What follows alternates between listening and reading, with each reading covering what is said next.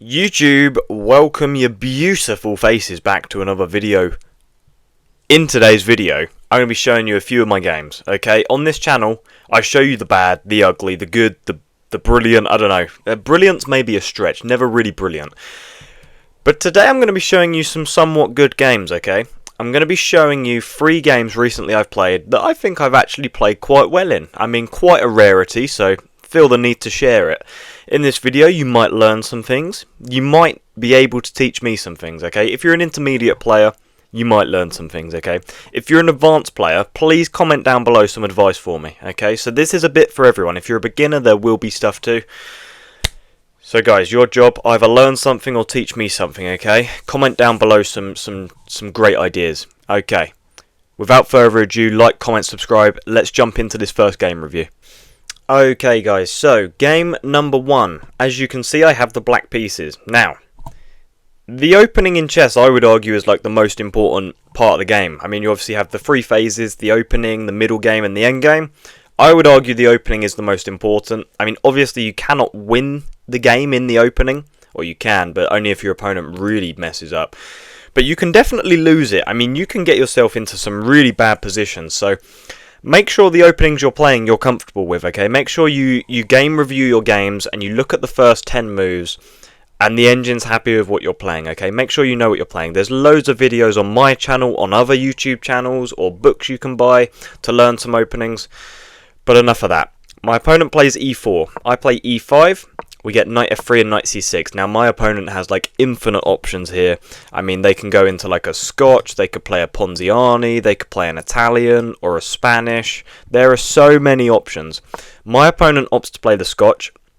So I take the pawn, they take back, and I mean, I think this is a more accepted move nowadays, taking with this knight. I think it is played at a top level sometimes, but I absolutely despise it. I don't like it, so I play this like classical variation where I just develop my bishop. Just develop as many pieces as possible, and I'll just explain quickly. The reason I hate this move is because their queen comes out, and it's like so difficult to target. Like, you can play here, but they just drop back, and then they develop this way, they get their knight out, and they actually long castle, and it's like, there's just so many issues in the position. It's like horrible to play against. So I personally don't like it. So my opponent takes my knight, and then I take back with the b pawn. Obviously important to note, if you take with the d pawn, they take, and now you can't castle because your king has moved. So very important to note, do not take back with the d pawn. It's fine, but just don't do it. Take back with the b pawn, another book move. I mean, really guys, know your openings, okay? And even if you don't know your openings, just, my word, try your absolute best not to hang any pieces. As long as you don't do that, I mean, you'll be okay for the middle game. But really, you should learn some openings. It's so important. Knight jumps over to c3. I play this move, queen to f6. I mean, there's so many ideas behind this, but short-term ideas, obviously lining up a checkmate, which my opponent will, of course, see with the move bishop e3. And now there's like a couple of options. I mean, I could always like drop back. And then if my opponent takes, I remove these double stack pawns, because I'd take back with the c pawn, so I'd have a pawn on the b file and the c file. But also, why not just take? Because if I take, they double stack their pawns. So really important, guys, always look for what your moves are doing to your opponent. Look for your attacks, look for your threats. Definitely look for your checks. Knight jumps to e7, just preparing short castling. They bring their queen out, and then I play the move queen h4 check. They just block with g3, of course, and so I just drop back to h6. And the idea here is just attacking this pawn. Obviously, if this queen ever moves away from the defense of it somewhere, I'll just be good to pick up that pawn with check. My opponent long castles, I short castle, and you guys know opposite side castling is going to be carnage. They play a3. This is a horrible move, apparently, because of knight to g6. I mean, I guess the idea is to play rook e8 and put my knight in the centre on e5. I did not see this move, so I just played rook e8 immediately, just looking to target the pawn on e4 at some point. They play bishop to d3. I play d5. Now, this is just not a good move, okay? My opponent has double stack pawns. That is the weakness in their position. And I'm basically just allowing them just to fix that. I mean, it's not the best move, obviously, but like, it doesn't look very pleasant for me. I know like both players have problems solved now, but my opponent is now just up a pawn. So yeah, not very pleasant. So d5, oversight from me, bad move. But my opponent doesn't capitalise, and when they don't capitalise on a bad move, now I can strike, okay? This is my opportunity now to not make any more mistakes in the game, look for my opponent's threats, be a lot more conscious of what my opponent is doing. That's like the number one thing beginners and early intermediate players aren't doing. I'm very guilty of it myself. You have to be aware of what your opponent's got going on. Like, look at their threats right now. They have a very powerful bishop that could play a part at some point. There is this semi-open f-file that they'll likely bring a rook to at some stage. The queen is in the centre of the board unchallenged. Like, there's a lot going on. You have to be careful. So I jump my knight over here. Now I have two attackers of this pawn, so I'm threatening to win this pawn. My opponent plays here, so I just take the free pawn. They then centralise this rook, so I go back to kick it away. They take, I take, and then they double stack. Here, there's probably the move bishop h3, I want to say. Now I'm looking at it. And then I guess you'd have to go here. And then could I just go here? This looks fine. Yeah, okay, so this is actually the best engine line, but I didn't do that. I played bishop to e6 right away, which is also fine. It doesn't do anything too drastically wrong. Knight a4, so knight on the rim is very much so dim. Queen h5, they attack my queen, so I go over here again, just putting pressure on the e3 pawn. Always look for some attacks, guys. Now this is a little bit of a mistake because of the move h5 apparently. Who the hell would have thought of h5 here? I mean, it just looks so unnatural. I play the very natural looking g6 just to block out any attacks on this diagonal now, because it's quite intimidating. My opponent plays knight c5. Now this is a huge mistake, and this is where I actually go on to win the game, just from one tempo, because now they allow me to do so many things in one move. Bishop f5. There are so many ideas behind this move. Number one being I attack the queen, so I obviously gain a tempo because this queen has to move. Number two, I open up my rook onto this e3 pawn, which is already being attacked by my queen. And you can't just bring another defender because then you'd lose your queen. So very, very important.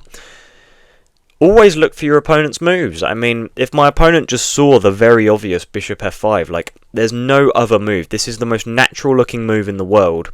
And it would have been easily found by my opponent. Like, it's not anything crazy.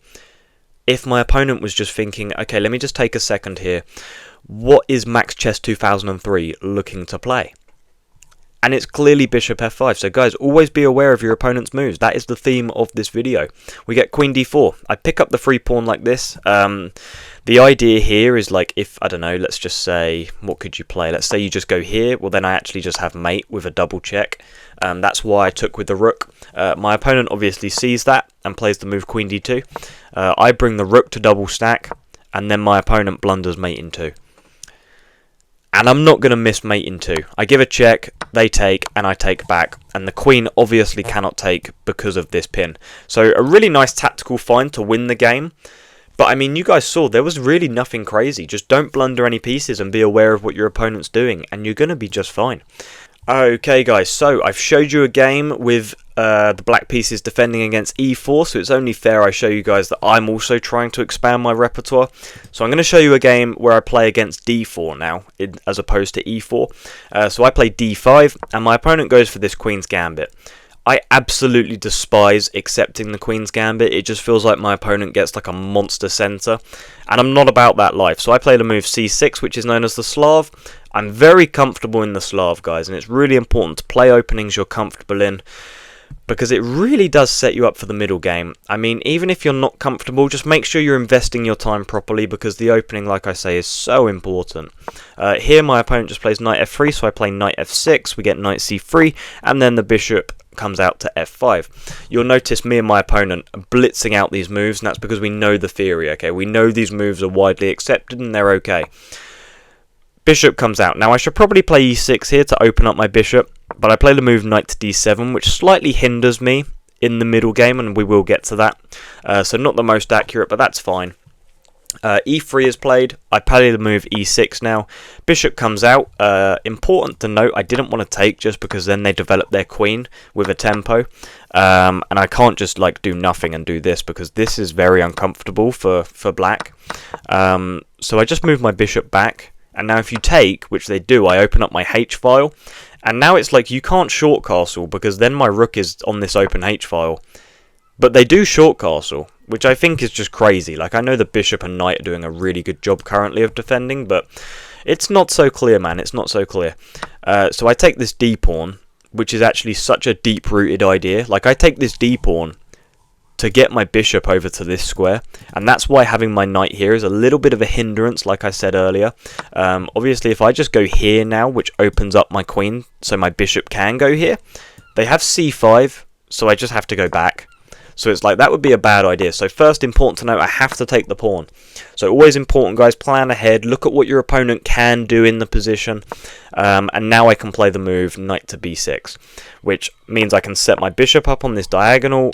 And now I have some real big threats of just like attacking everything over here. It looks so unpleasant for white. You would hate to be in this position. My opponent plays b3 to target the pawn, so I just play the move knight to g4, just adding even more pressure to the h2 pawn. They attack my queen, so I go back to c7, maintaining pressure on this diagonal, and then they pick up the pawn. Now, I long castle, which again, guys, I got to drum this into you. This is why you look at what your opponent can do. My opponent now has h3, kicking my knight back. I mean, it looks so unpleasant, it's unbelievable. Obviously, I could also probably just play here, because if you take, I take, hitting this knight. Wow, this is a cool idea. But then I guess you just go, where could you go? Can you go here? No, you can't go, you have to go like here, right? No, why don't I understand? What? What is the move? Oh, knight e5, and then you can block. Okay, so that's why that doesn't work. Okay, so the knight would have to go back. But luckily my opponent doesn't see h3. I mean, that's a complete oversight by me, and they attack my knight. But now I have the absolute gorgeous move. I can just ignore this threat. This is why it's important to always take note of what your opponent is doing. I sack my knight, despite the fact that this knight's hanging, and I just take and sacrifice this knight completely, because if you take, it's checkmate in one. Okay, my opponent doesn't take that knight, and they take this knight, and this is why you have to look at what your opponent is doing, guys. Always look for checks, okay, because they're thinking, okay, now he just moves his knight back, and it's like he has nothing, which would be very true. Or they think, oh, he just has to move his queen out the way, and it's very unpleasant. Which would be true, but I have a check. I can take their knight with check. Their king cannot move over to the h-file, so they have to take back. And this is checkmate. It's an absolutely gorgeous find in game number 2. Game number 1 didn't really do anything crazy. I mean, just developed, just played solid. This game, there was a nice tactical find, and this is why you do your puzzles, and you be super hyper aware of what your opponent is doing. But guys, now we're going to jump into game number 3, where I have the white pieces. So I've shown you a game with the black pieces where I defend against e4 and d4. Now I'm going to show you a game where I play with the white pieces, and hopefully you guys will learn something. Let's jump straight into that. Okay guys, so I have the white pieces. I play e4. I'm an e4 player. I do know a few lines in like d4. I'm quite good at the Catalan, but outside of that, I'm an idiot, so I just stick with e4. My opponent plays e6, which is the French defense, so I play knight f3. They challenge me in the center, so I take, they take back, and I play this move d4. Now, this is known as the exchange variation. I mean, it's very commonly played. It's very simple to play as well. I mean, you just sort of develop, get castled. Neither player really poses much of a threat in the center because there's an open e-file. It's a very fun line, definitely recommend, but I like to play the Monte Carlo, which is where here they would just develop their knight probably, and then I'd play this move c4, the Monte Carlo variation, where you immediately challenge the center. It's very aggressive, and your opponent has to play very carefully, so oftentimes they can blunder and you will win the game. It's very fun if they don't know their theory. However, my opponent plays bishop to d6, and I still go for this Monte Carlo variation. It's not as optimal now, but it still works. They play c6, I take the pawn, they take back. So now there's an open C and E file. So the isolated pawns on the D file are very easily targeted. I just develop my knight, they develop their knight. I bring the bishop out to prepare for short castling. Bishop g4 is played. Constantly, this is a real annoying move, man. When they pin your knight to your queen, it's like, oh my god, can you just please leave me alone? This is so painful. So they clearly do pin this knight to my queen. Just constant tension in the position now. So I play rook e1. I guess I should probably have immediately dealt with this, but they can just go back to h5. And then I guess rook e1, so it's the same sort of idea, but I just kick the bishop back a little further. So rook e1, and then my opponent takes, which is it's given as an inaccuracy, but I mean, I would probably say this is quite a big mistake, because now I'm +1 in the position, and it's like, my whole position was completely locked down. Like, I couldn't move my queen here, because if I moved my queen and you took, then you completely open up my king, and it's very scary. And obviously I also can't move my knight, because then I'd just hang my queen. So like, they were doing such a good job at like completely locking down my position currently, and they just took the knight unprovoked. So when you guys are holding pins, unless you're like forced into it, probably best not to take. There's always going to be exceptions to the rule, like in the Roy Lopez there's a lot of lines where it's best to take the knight unprovoked, but I mean, in this line you just shouldn't be taking. I take back, now developing my queen. They take here, and I actually have the move queen h5, just posing so many threats. I mean, it looks very uncomfortable for black to play, but I didn't see this, and I just played the move queen e3, setting up the battery of the rook and queen, and then my opponent just completely blunders. I mean, just completely blundered. This is a 1300 player, so it's not like they're new to chess, or like they are a very, very solid player. 1300 is no easy feat, so if you've made it that far, congratulations, guys. Mwah, chef's kiss. We are smashing this whole chess life. And they just completely blunder a knight. This is why it's so important to invest time in moves. Like, you'll notice they literally spent 15 seconds on this move. Like, I mean, it's not clear what black wants to do. Like, I mean, I guess it is actually. Like, you clearly want a castle, you clearly want to move your bishop back to c7, get the queen in front, move the knight to a more favourable square. Like, there are far better ideas in this position. Like why not just go back to knight e6? Like, what is the issue with this? Like, why are you trying to force something? Like, yeah, this looks great if the bishop isn't here, because it's obviously just a complete gorgeous looking fork, but I mean, my bishop's there, man. Like, I'm of course going to take that. Like, it's a no-brainer. Like, it's a no-brainer. This is why you always be aware of what your opponent's doing.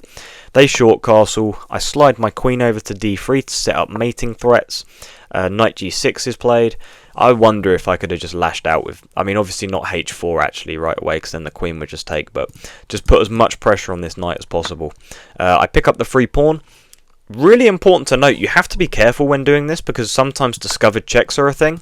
But luckily for me, they can't win my queen here because my knight defends. But important to note, you do have to be careful of discovered checks. Luckily, there isn't one here. I can just pick up the pawn. So they play b6. I then just trade off the knight, because once you're up material, if you can simplify the position further, definitely do so, because it just makes the endgame that much easier. Like, the quicker you get to an endgame when you're up a piece, the better. Don't linger around in the middle game trying to just go for checkmates. Just trade it all off, guys. Don't overcomplicate. I develop my bishop, which connects my rooks. They push the pawn. And now I set this up, and it's like, well, how are you defending this bishop? My opponent found quite a nice move. Danger levels in chess. They play b4, attacking my knight. So now, obviously, I can just take, but then they take, and then I would take, and then they would develop a rook. I would take, they would take, and then we get into this position.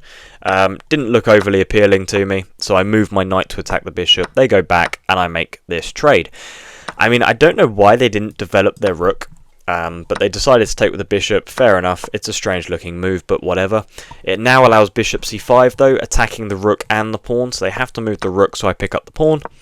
They move their bishop. I slide the knight back, offering a trade, and my opponent takes it, despite the fact that it doesn't benefit them in the slightest. It only benefits me. If you're down material, guys, try and keep your pieces on the board. The more pieces on the board when you're down material, the better. Bishop a3. Slide our rooks over. Bishop attacks my rook, so it has to move. They're now threatening mate, so I play g3. They give a check. I slide up. Bishop goes back, and now I move my knight to attack this bishop. Now, when the bishop moves, I'm of course going to put my rook on that back rank.